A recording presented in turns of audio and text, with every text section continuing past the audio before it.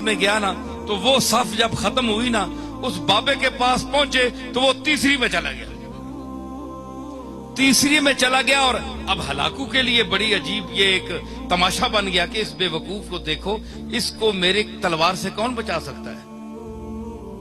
یہ 50 70 100 آدمی مار دیا میں نے، پہلی صف بھی گئی دوسری بھی گئی، اب یہ بے وقوف کہاں تک بچے گا؟ اب تو اس کے پیچھے کوئی صف بھی نہیں ہے، تیسری صف ہے. جب جیسے تیسری صف کو قتل کرنا شروع کیا، تیسری، اب دیکھیں میں وہ ظلم کی بات کر رہا ہوں اور وہ کس طرح سنتا ہے. تو جب وہ تیسری صف پہ قتل شروع ہوا نا تو آخری جب بابا رہ گیا نا تو ہلاکو نے کہا جلاد سے کہ 1 منٹ رک جا، اس کو نہ مارنا. وہ اب اس نے گیند، وہ نیمبو پکڑا ہوا ہے کھیل رہا ہے، اس کے سامنے آ گیا. اس نے کہا بھائی بابا بتاؤ کہ پہلی صف میں تو بھاگ کر دوسری آیا صف میں، دوسری صف میں جب آخری وہ نوبت آئی اس تک تو تیسری میں آ گیا، اب بتا تجھے کون بچائے گا؟ اب کدھر جائے گا؟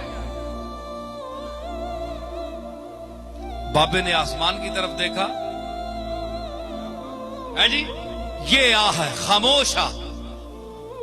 تو اس نے کہا اب بتاؤ اب تمہیں کون بچائے گا؟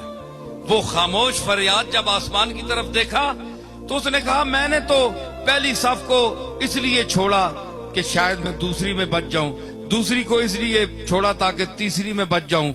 اور اس نے کہا کیسے بچ سکتے ہو؟ اس نے کہا کہ وہ چاہے تو ایک لمحے میں انقلاب آ سکتا ہے. یوں اسے کیا نا تو اس نے کہا کیسے؟ ہلاکو نے کہا کیسے؟ یوں کیا، وہ نیمبو چھوٹ گیا ہاتھ سے. اب وہ ذرا چالاک بھی تھا، بڑا سپاہ سالار بھی تھا اور گھوڑ سوار بھی تھا. اس نے ذرا اپنی چابک دستی اور چالاکی اور پھرتی دکھانا چاہی. اس نے جھک کر گرنے والے نیمبو کو جو پکڑنا چاہا تو رکاب پچھلی سے اس کا پاؤں نکل گیا. یہ منظر دیکھ کر گھوڑا بھاگ گیا، بھاگ نکلا، بھاگا، وہ دوبارہ رکاب میں پاؤں نہ ڈال سکا، یہاں تک کہ ہلاکو وہاں گر گیا اور اس کا سر پٹک پٹک پٹک کے وہیں مر گیا. بابا وہاں کھڑا ہوا دیکھ رہا ہے قدرت کو، اللہ کی قدرت کو دیکھ رہا ہے، اور جو اس کا عملہ تھا وہ ہیبت زدہ ہو گیا اس بابے کو دیکھ کر کہ اس نے کیا تماشا بنا دیا ایک لمحے میں.